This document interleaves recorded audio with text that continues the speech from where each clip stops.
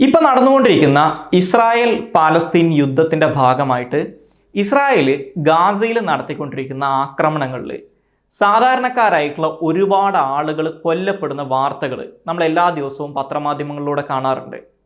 അപ്പോൾ ഇസ്രായേൽ ഇത്തരത്തിൽ ഈ യുദ്ധം നടത്തുന്നതുമായിട്ട് ബന്ധപ്പെട്ട് ഐക്യരാഷ്ട്ര സംഘടന, അതുപോലെ തന്നെ അന്താരാഷ്ട്ര ക്രിമിനൽ കോടതി പോലുള്ള അന്താരാഷ്ട്ര സംഘടനകളുടെ ഭാഗത്തു നിന്നും, അതുപോലെ Amnesty International, Human Right Watch പോലുള്ള ലോകത്തിൽ അറിയപ്പെടുന്ന മനുഷ്യാവകാശ സംഘടനകളും, അതുപോലെ തന്നെ സാധാരണഗതിയിൽ എല്ലാ കാലത്തും ഇസ്രായേലിൻ്റെ കൂടെ നിന്നിട്ടുള്ള സ്പെയിനൊക്കെ ഉൾപ്പെടെയുള്ള ചില പാശ്ചാത്യ രാജ്യങ്ങളും ഇസ്രായേലിനെ വലിയ രീതിയിൽ വിമർശിച്ചുകൊണ്ട് രംഗത്ത് വരുന്നത് നമുക്ക് കാണാൻ സാധിക്കും.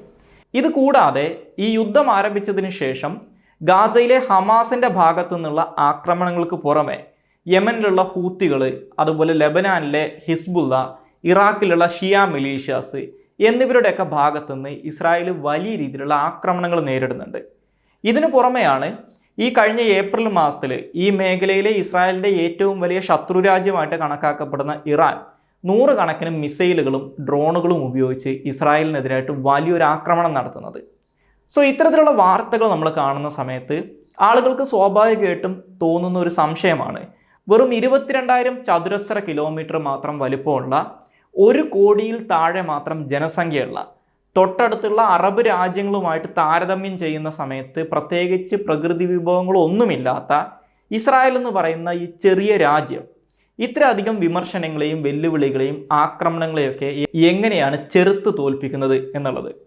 അപ്പോൾ ഇതിന് നമുക്ക് കണ്ടെത്താൻ പറ്റുന്ന പ്രധാനപ്പെട്ട ഒരു കാരണം എന്ന് പറയുന്നത്, ഇന്ന് ലോകത്തിലെ ഒരേ ഒരു സൂപ്പർ പവർ ആയിട്ടുള്ള അമേരിക്ക ഇസ്രായേലിന് കൊടുക്കുന്ന അൺകണ്ടീഷണൽ ആയിട്ടുള്ള സപ്പോർട്ടാണ് ഇത്തരത്തിലുള്ള വെല്ലുവിളികളെ നേരിടാൻ ഇസ്രായേലിനെ സഹായിക്കുന്നത് എന്നുള്ളതാണ്.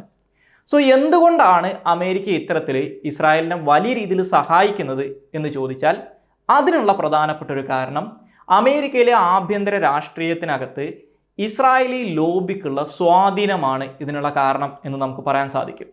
സോ ഈ ഒരു സാഹചര്യത്തിൽ അമേരിക്ക ഇസ്രായേൽ ബന്ധത്തെക്കുറിച്ചും അമേരിക്കയിലെ ഇസ്രായേലി ലോബിയുടെ സ്വാധീനത്തെക്കുറിച്ചുമാണ് ഇന്ന് ഈ വീഡിയോയിലൂടെ എക്സ്പ്ലെയിൻ ചെയ്യുന്നത്. So welcome to the weekly column.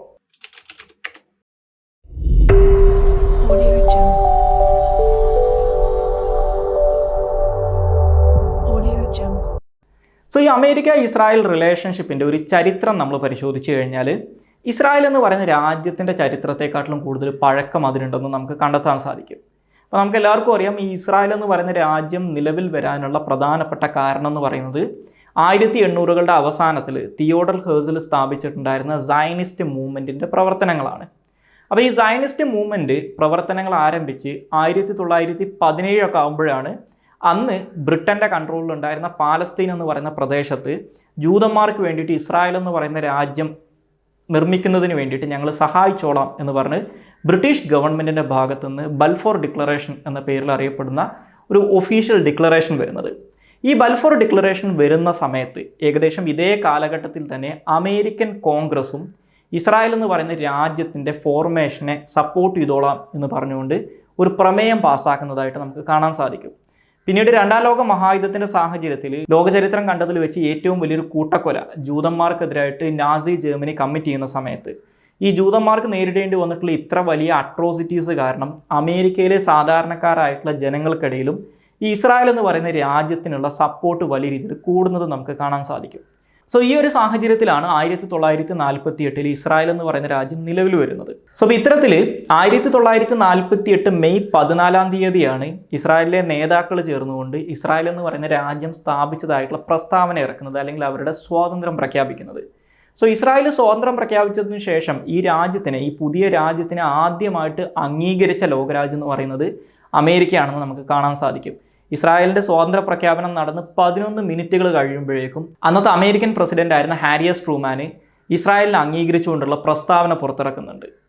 അപ്പോൾ ഇത്രയും നല്ല രീതിയിലാണ് അമേരിക്ക ഇസ്രായേൽ ബന്ധം ആരംഭിക്കുന്നതെങ്കിലും ഇന്ന് നമ്മൾ കാണുന്നത് പോലത്തെ ഒരു ബന്ധം ഈ കാലഘട്ടത്തിൽ അമേരിക്കയ്ക്കും ഇസ്രായേലിനും ഇടയിൽ ഉണ്ടായിരുന്നില്ല എന്ന് നമുക്ക് കാണാൻ സാധിക്കും. ഇപ്പോൾ 48 തൊട്ട് 1962 വരെയുള്ള ഒരു കാലഘട്ടത്തിൽ അമേരിക്ക പ്രധാനമായിട്ടും ഇസ്രായേലിനെ സഹായിച്ചുകൊണ്ടിരുന്നത് ഇസ്രായേൽ എന്ന് പറയുന്ന പുതിയ രാജ്യത്തിൻ്റെ സമ്പദ് വ്യവസ്ഥയെ കെട്ടിപ്പടുക്കുന്നതിന് ആവശ്യമായിട്ടുള്ള ചില ധനസഹായങ്ങൾ നൽകിക്കൊണ്ടാണ്.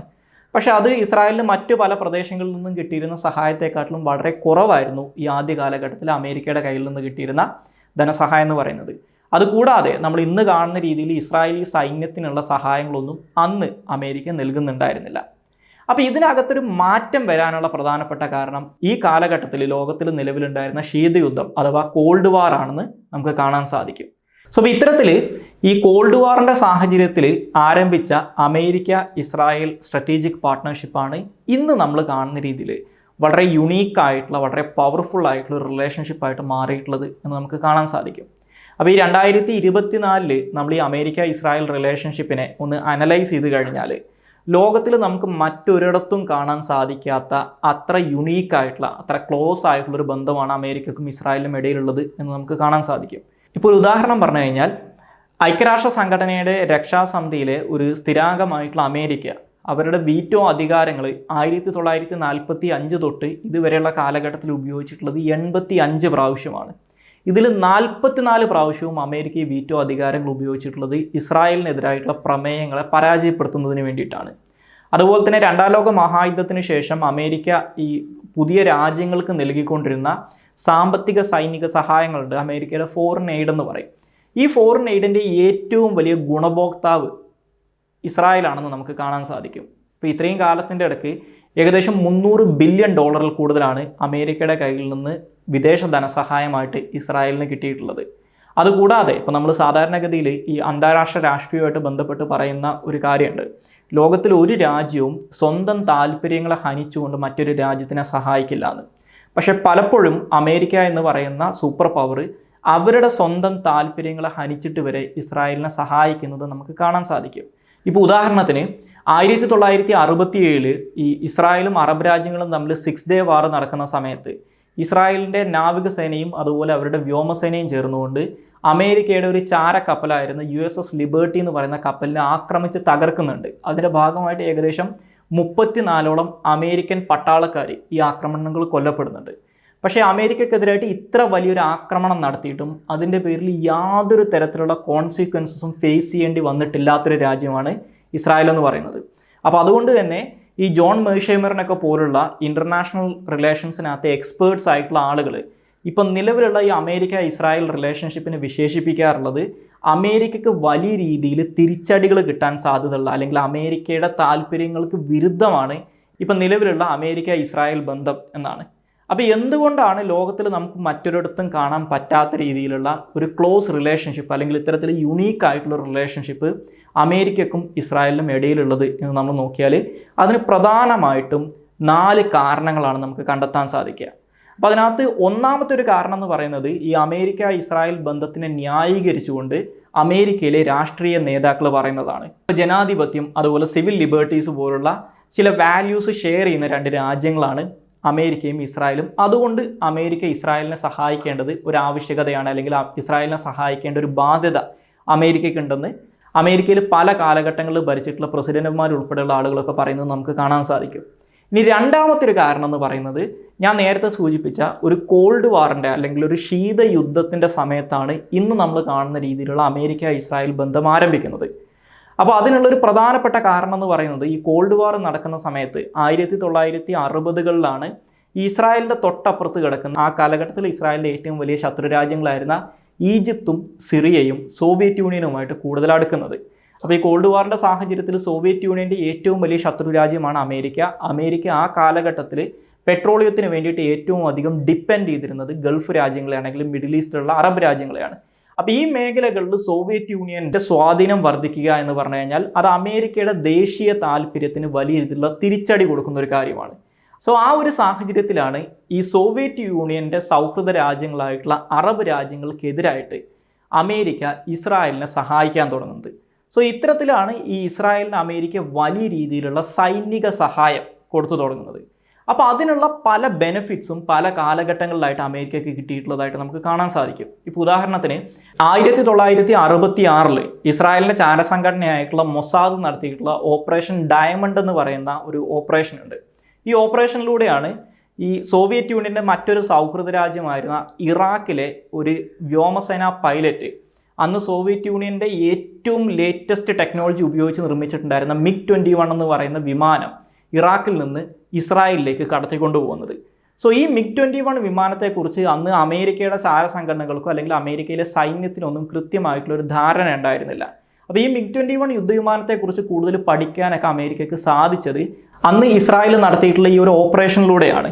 അപ്പോൾ ഇത്തരത്തിൽ ഈ ഇൻ്റലിജൻസ് ഷെയറിങ്ങുമായിട്ട് ബന്ധപ്പെട്ട് അല്ലെങ്കിൽ ഈ രഹസ്യാന്വേഷണവുമായിട്ട് ബന്ധപ്പെട്ടിട്ടുള്ള കാര്യങ്ങളിൽ പല കാലഘട്ടങ്ങളിലും ഈ അമേരിക്ക ഇസ്രായേൽ ബന്ധം ഈ കോൾഡ് വാറിൻ്റെ സമയത്ത് അമേരിക്കയെ വലിയ രീതിയിൽ സഹായിച്ചിട്ടുള്ളതായിട്ട് നമുക്ക് കാണാൻ സാധിക്കും. ഇനി മൂന്നാമത്തെ ഒരു കാരണമായിട്ട് പറയാൻ പറ്റുക അമേരിക്കയിലെ ആഭ്യന്തര രാഷ്ട്രീയവുമായിട്ട് ബന്ധപ്പെട്ടിട്ടുള്ള ചില കാര്യങ്ങളാണ്.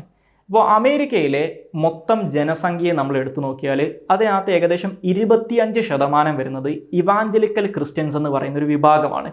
സോ ഈ ഇവാഞ്ചലിക്കൽ ക്രിസ്ത്യൻസ് എന്ന് പറയുന്ന വിഭാഗം അവരുടെ മതവിശ്വാസപരമായിട്ടുള്ള കാരണങ്ങളാൽ ഇസ്രായേൽ എന്ന് പറയുന്ന രാജ്യത്തിൻ്റെ നിലനിൽപ്പിനെ സപ്പോർട്ട് ചെയ്യുന്ന ആളുകളാണ്. അപ്പോൾ ഈ അമേരിക്ക ഒരു ജനാധിപത്യ രാജ്യമായതുകൊണ്ട് തന്നെ ആ രാജ്യത്തിലെ 25% ജനങ്ങളെ പിണക്കിക്കൊണ്ട് ഒരു തീരുമാനവും അമേരിക്കൻ ഗവൺമെൻറ്റിന് എടുക്കാൻ പറ്റില്ല. അപ്പോൾ അതുകൊണ്ട് തന്നെ അമേരിക്കയിൽ ഏത് പൊളിറ്റിക്കൽ പാർട്ടി ഭരിച്ചു കഴിഞ്ഞാലും അവർ ഇസ്രായേലിന് അനുകൂലമായിട്ടുള്ള നിലപാടുകൾ എടുക്കുന്നതിനുള്ള പ്രധാനപ്പെട്ട കാരണം എന്ന് പറയുന്നത് ഈ ഇവാഞ്ചലിക്കൽ ക്രിസ്ത്യൻ വോട്ട് ബാങ്ക് ആണ്. ഇനി ഇത് കൂടാതെ ഈ ഇവാഞ്ചലിക്കൽ ക്രിസ്ത്യൻ വിഭാഗങ്ങളിൽ നിന്ന് വളരെ പ്രബലമായിട്ടുള്ള ചില സംഘടനകൾ ഇസ്രായേലിനെ പരസ്യമായിട്ട് സപ്പോർട്ട് ചെയ്തുകൊണ്ട് രംഗത്ത് വരാറുണ്ട്. അപ്പോൾ അതിനകത്ത് ഏറ്റവും പ്രധാനപ്പെട്ട ഒരു സംഘടനയാണ് ക്രിസ്ത്യൻ യുണൈറ്റഡ് ഫോർ ഇസ്രായേൽ എന്ന് പറയുന്ന സംഘടന. ഏകദേശം 1 കോടി അംഗങ്ങളുണ്ടെന്ന് അവകാശപ്പെടുന്നൊരു സംഘടനയാണ് ഈ ക്രിസ്ത്യൻ യുണൈറ്റഡ് ഫോർ ഇസ്രായേൽ എന്ന് പറയുന്നത്. ഇപ്പോൾ അമേരിക്കയിലെ രാഷ്ട്രീയത്തിനകത്തുള്ള ലോബിയിങ്ങിനെ കുറിച്ചിട്ടുള്ള കാര്യങ്ങൾ നമ്മൾ പരിശോധിച്ച് കഴിഞ്ഞാൽ അമേരിക്കൻ രാഷ്ട്രീയത്തിനകത്ത് ലോബിയിങ് ഗ്രൂപ്പുകളുടെ ഏറ്റവും പവർഫുൾ ആയിട്ടുള്ള ലോബികളിലൊന്നാണ് അമേരിക്കയിലെ ഗൺ ലോബി എന്ന് പറയുന്നത്. ഇപ്പോൾ അമേരിക്കയിൽ ഈ തോക്ക് നിയന്ത്രണവുമായിട്ട് ബന്ധപ്പെട്ടുള്ള കാര്യങ്ങളൊന്നും അമേരിക്കൻ ഗവൺമെൻറ്റിന് എടുക്കാൻ പറ്റാത്തതിൻ്റെ ഒരു കാരണം ഈ ഗൺ ലോബിക്കുള്ള അമേരിക്കൻ രാഷ്ട്രീയത്തിലുള്ള സ്വാധീനമാണ്. ഇപ്പോൾ ഇതുമായിട്ട് ബന്ധപ്പെട്ട് പ്രവർത്തിക്കുന്ന ഏറ്റവും പ്രധാനപ്പെട്ട സംഘടനകളിലൊന്നാണ് നാഷണൽ റൈഫിൾ അസോസിയേഷൻ എന്ന് പറയുന്നത്. ഈ നാഷണൽ റൈഫിൾ അസോസിയേഷൻ്റെ അംഗസംഖ്യ ഏകദേശം 50 ലക്ഷമാണ്. അപ്പോൾ അതിൻ്റെ ഇരട്ടി വലുപ്പമുള്ള ഒരു സംഘടനയാണ് ഈ ക്രിസ്ത്യൻ യുണൈറ്റഡ് ഫോർ ഇസ്രായേൽ എന്ന് പറയുന്നത്. സോ ഈ ക്രിസ്ത്യൻ യുണൈറ്റഡ് ഫോർ ഇസ്രായേൽ പോലുള്ള സംഘടനകൾക്ക് അമേരിക്കൻ രാഷ്ട്രീയത്തിനകത്തുള്ള സ്വാധീനം എന്ന് പറയുന്നത് നമുക്കൊക്കെ ഇമാജിൻ ചെയ്യാൻ പറ്റുന്നതിനേക്കാട്ടിലും അപ്പുറത്താണെന്ന് മനസ്സിലാക്കുക. ഇനി നാലാമത്തെ ഒരു കാരണം എന്ന് പറയുന്നത് നേരത്തെ സൂചിപ്പിച്ച ഇസ്രായേലി ലോബിക്ക് അമേരിക്കൻ രാഷ്ട്രീയത്തിനകത്തുള്ള സ്വാധീനമാണ്. അപ്പോൾ നമ്മൾ ഇസ്രായേലി ലോബി എന്ന് പറയുന്ന സമയത്ത് അതൊരു ജനറൽ ടേമാണെന്ന് മനസ്സിലാക്കി ഈ ക്രിസ്ത്യൻ യുണൈറ്റഡ് ഫോർ ഇസ്രായേൽ പോലുള്ള സംഘടനകളും ഇസ്രായേലി ലോബിയുടെ ഭാഗമായിട്ടാണ് കണക്കാക്കുന്നത്. പക്ഷേ ഇത് കൂടാതെ പബ്ലിക്കലി ഇസ്രായേലിന് വേണ്ടിയിട്ട് ലോബിയിങ് നടത്തുന്ന ചില ഗ്രൂപ്പുകൾ അമേരിക്കൻ രാഷ്ട്രീയത്തിലുണ്ട്. സോ ഈ ഇസ്രായേലി ലോബിയിങ് ഗ്രൂപ്പുകളിൽ ഏറ്റവും പ്രധാനപ്പെട്ടതാണ് എയ്പാക് അഥവാ American Israel public affairs committee, അതുപോലെ ആൻറ്റി ഡിഫമേഷൻ ലീഗ് ഒക്കെ പോലുള്ള സംഘടനകൾ. അതിൽ ഏറ്റവും പവർഫുൾ ആയിട്ടുള്ള ഈ അമേരിക്കയിലെ തന്നെ ഏറ്റവും പവർഫുൾ ആയിട്ടുള്ള ഏറ്റവും സക്സസ്ഫുൾ ആയിട്ടുള്ള ലോബിയിങ് ഗ്രൂപ്പായിട്ട് കണക്കാക്കപ്പെടുന്നത് നേരത്തെ സൂചിപ്പിച്ച ഈ എയ്പാക് ആണ്. സോ ഈ എയ്പാക് എന്ന് പറയുന്ന സംഘടനയ്ക്ക് അമേരിക്കൻ രാഷ്ട്രീയത്തിനകത്തുള്ള സ്വാധീനത്തെക്കുറിച്ച് നമ്മൾ മനസ്സിലാക്കണമെങ്കിൽ അമേരിക്കൻ രാഷ്ട്രീയത്തിനകത്തുള്ള പൊളിറ്റിക്കൽ ഫണ്ടിങ് എങ്ങനെയാണ് പ്രവർത്തിക്കുന്നത് എന്ന് നമ്മൾ അറിഞ്ഞിരിക്കണം.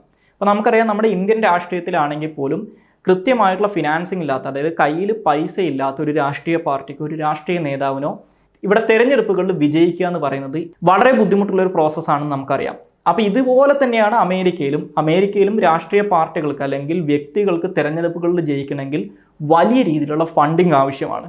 സോ ഒരു 2010 വരെയൊക്കെ അമേരിക്കൻ രാഷ്ട്രീയത്തിനകത്തുള്ള പൊളിറ്റിക്കൽ ഫണ്ടിങ്ങിന് ചില നിയന്ത്രണങ്ങൾ ഉണ്ടായിരുന്നു.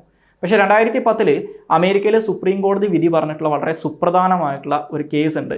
സിറ്റിസൺസ് യുണൈറ്റഡ് കേസ് എന്നറിയപ്പെടുന്ന ഈ കേസിലാണ് അമേരിക്കയിലെ പൊളിറ്റിക്കൽ ഫണ്ടിങ്ങിൻ്റെ മുകളിലുണ്ടായിരുന്ന നിയന്ത്രണങ്ങൾ അമേരിക്കയിലെ സുപ്രീം കോടതി എടുത്തു കളയുന്നത്. സോ ഇതോട് കൂടിയിട്ട് അമേരിക്കയിലെ ഒരു രാഷ്ട്രീയ പാർട്ടിക്ക് ആളുകൾക്ക് കൊടുക്കാൻ പറ്റുന്ന പൊളിറ്റിക്കൽ ഫണ്ടിങ്ങിന് മുകളിലുള്ള എല്ലാ നിയന്ത്രണങ്ങളും എടുത്തു കളഞ്ഞിട്ടുണ്ട്. അതായത് ഈ കമ്പനികൾക്കും കോർപ്പറേഷൻസിനും ലോബിയിങ് ഗ്രൂപ്പുകൾക്കൊക്കെ എത്ര പണം വേണമെങ്കിലും രാഷ്ട്രീയ പാർട്ടികൾക്ക് വേണ്ടിയിട്ടും തെരഞ്ഞെടുപ്പുകൾക്ക് വേണ്ടിയിട്ടും ചിലവാക്കാം എന്നൊരവസ്ഥ വന്നിട്ടുണ്ട്.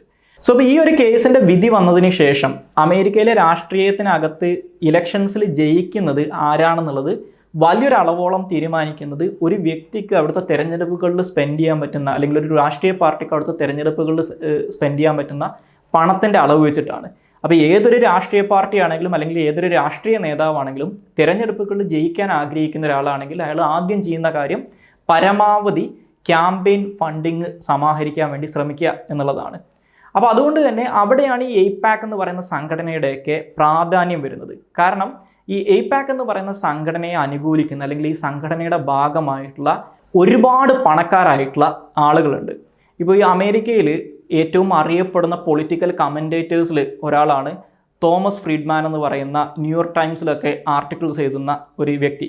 സോ അപ്പോൾ ഈ തോമസ് ഫ്രീഡ്മാൻ ഒരിക്കൽ അദ്ദേഹത്തിൻ്റെ ഇൻ്റർവ്യൂവിൽ പറഞ്ഞിട്ടുണ്ട്, ഇപ്പോൾ ഈ എയ്പാക്ക് എന്ന് പറയുന്ന സംഘടന അനുകൂലിക്കുന്ന രാഷ്ട്രീയ നേതാവാണ് ഒരു സ്ഥലത്ത് മത്സരിക്കുന്നതെങ്കിൽ അയാൾക്കൊരു 4-5 ഫോൺ കോൾ കൊണ്ട് അയാളുടെ ഇലക്ഷൻ ക്യാമ്പയിന് വേണ്ടിയിട്ടുള്ള ഫണ്ട് സമാഹരിക്കാൻ പറ്റുന്നു. അപ്പോൾ ഈ എയ്പാക്ക് ഈ രാഷ്ട്രീയ പാർട്ടികൾ അല്ലെങ്കിൽ രാഷ്ട്രീയക്കാരെ സപ്പോർട്ട് ചെയ്യുക എങ്ങനെയാണെന്ന് വെച്ച് കഴിഞ്ഞാൽ, ഒരു രാഷ്ട്രീയ നേതാവ് അയാൾ ഇസ്രായേലിന് അനുകൂലമായിട്ടുള്ള നിലപാടെടുക്കുന്ന ആളാണെങ്കിൽ അയാളെ ഇവർ സപ്പോർട്ട് ചെയ്യുന്നു പരസ്യമായിട്ട് പ്രഖ്യാപിക്കും. സോ അതിൻ്റെ ഭാഗമായിട്ട് സംഭവിക്കാൻ പോകുന്നത് ഈ എയ്പാക്കിനെ സപ്പോർട്ട് ചെയ്യുന്ന അല്ലെങ്കിൽ എയ്പാക്കിന് സ്വാധീനമുള്ള പണക്കാരായിട്ടുള്ള ആളുകളും അല്ലെങ്കിൽ അവിടുത്തെ കമ്പനികളും ഇത്തരത്തിലുള്ള സ്ഥാനാർത്ഥികൾക്ക് വലിയ രീതിയിൽ സംഭാവന കൊടുക്കും.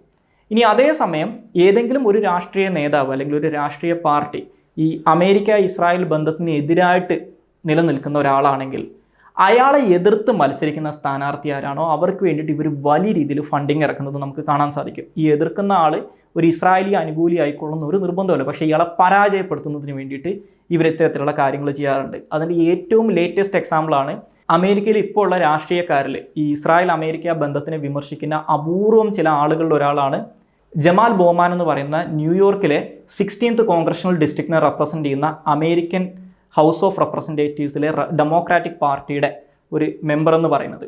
സോ അദ്ദേഹം ഇസ്രായേലിനെ വിമർശിച്ചു എന്നുള്ള ഒറ്റ കാരണം കൊണ്ട് ഇപ്രാവശ്യം അവിടെ നടന്നിട്ടുണ്ടായിരുന്ന ഡെമോക്രാറ്റിക് പാർട്ടിയുടെ പ്രൈമറീസിൽ ഈ ജമാൽ ബോമാനെതിരായിട്ട് ഏകദേശം $15 മില്യൺ ഈ എയ്പാക്ക് ചെലവഴിച്ചിട്ടുള്ളതെന്നാണ് പറയുന്നത്. അപ്പോൾ അതിൻ്റെ ഭാഗമായിട്ട് ഇപ്പോൾ അവിടെ നടന്നിട്ടുള്ള പ്രൈമറിയിൽ ജമാൽ ബോമാൻ പരാജയപ്പെടുകയാണ് ചെയ്തത്.